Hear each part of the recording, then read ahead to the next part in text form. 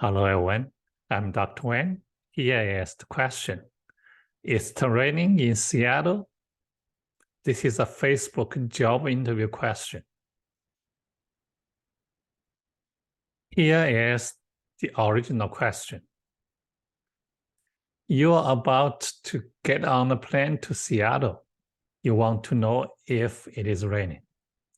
You call 3 random friends who live there and ask each if it is raining. Each friend has a 2/3 chance of telling you the truth and a 1/3 chance of messing with you by lying. All 3 friends tell you that, yes, it is raining. What is the probability that it is actually raining in Seattle? This is a fundamental statistics question, just like high school AP statistics level. This question fits the binomial probability distribution. What is the binomial model? Here is the detail. Condition 1. There are n independent trials. 2. There are 2 possible outcomes. One is success, we use S, and the other is failure, we use F. In each trial, the probability of success and the probability of failure are the same. We use little p for probability of success and little q for the probability of failure, which is 1 minus p. We define the random variable x. X counts the number of successful trials.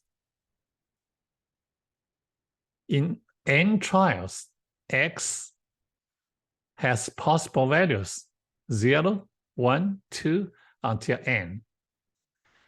The maximum number of successful trial is n. The minimum number of successful trial is 0. X is called the binomial random variable. What is the binomial probability distribution? Here is the detail. The probability of exactly x successes in n trial.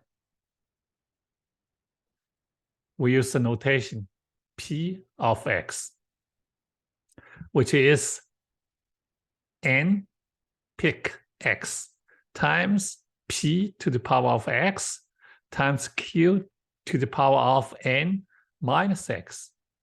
Here, n pick x is the combination number, which is n factorial divided by x factorial times n minus x factorial. 0 factorial as defined equals 1. If n is bigger than 1, n factorial equals 1 times 2 times 3 until times n. Back to the question. Is it raining in Seattle? This question follows this binomial model. How? Here is the detail. In binomial model, there are n independent and identically distributed trials. In this question, n equals 3. We have 3 trials. We are asking 3 random friends. The probability of success, the probability of value, that's what we need to find. What is S? The success event, telling you the truth. F, messing with you by lying. Therefore, the probability of success is the probability of telling you the truth for each friend, which is 2/3. We use little p. Little q equals the probability of failure, which is the probability of messing with you by line for each friend, which is 1/3. X is the number of friends telling the truth. X has possible values: 0 friend, 1 friend, 2 friend, 3 friend, exactly telling you the truth. The probability of actually raining in Seattle is equivalent to the probability that at least 1 of 3 friends is telling the truth, because all of them said, yes, it is raining. In mathematical notation, which is the probability of x is bigger than or equal to 1. Here, that's at least 1. Equals the probability of exactly 1 friend is telling the truth, plus the probability of exactly 2 friends are telling the truth, plus the probability of 3 friends are telling the truth exactly. Therefore, we can apply this computation formula. Replace P, Q, and X by the numbers in our question. Therefore, we have this result. Exactly 1 friend out of 3 friends is telling the truth.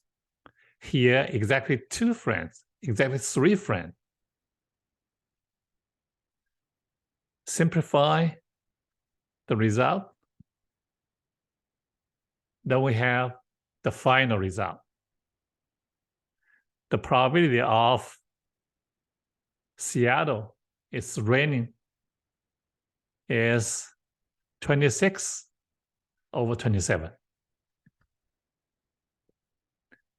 Here is the second solution. The sample space is this rectangle, and the event E is this circle. Outside of this circle, inside of this rectangle, we call the complement of event E. Event E and the complement of E has no overlapping area. The 2 events, E and E complement, form the whole sample space. The probability of sample space equals 1. Therefore, we have the probability of E plus the probability of E complement equals 1. We have a different version if we move the probability of E complement to the right-hand side, which is the probability of E equals 1 minus the probability of E complement. Why it is important? Sometimes to find the probability of event E is difficult if we want to find it directly. Then we can find 1 minus the probability of E complement, because the probability of E complement is much easier to find. We can apply this result to our question. It's raining in Seattle. We define event E. At least 1 of 3 friends is telling the truth. This is the event we want to find its probability. Now, what is the E complement? E complement equals all three friends are lying. We apply this formula. The probability of E, which is the probability at least one of three friends is telling the truth,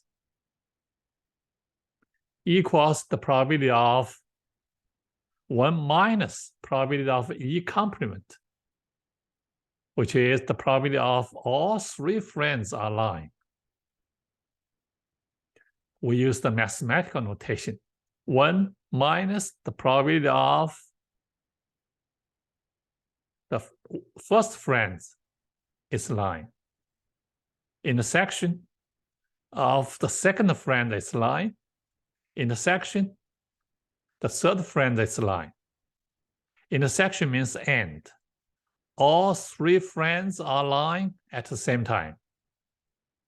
Because they are independent, we use the multiplication rule. Then we have the probability of F times the probability of F plus times the probability of F. What is the probability of F?